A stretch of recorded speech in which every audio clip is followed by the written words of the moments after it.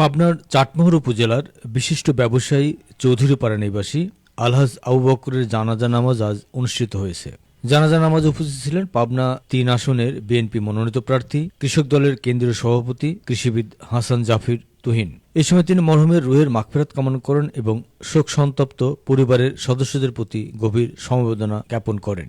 জানাজা নামাজে স্থানীয় বিএনপির নেতাকর্মী, আত্মীয়স্বজন ও এলাকার মুসল্লিরা অংশগ্রহণ করেন। আসসালামু আলাইকুম ওয়া রাহমাতুল্লাহ।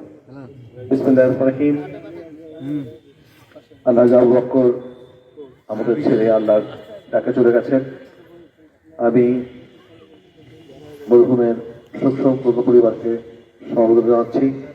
পাশাপাশি মহান আল্লাহ রাব্বুল আলামিনের কাছে প্রার্থনা করছি যাতে যখন এই বায়াতের কবরস্থ করব সঙ্গে সঙ্গে যেন আল্লাহ আর কবরকে চলনবিল প্রবাহ, মা মাটি মানুষের কণ্ঠ।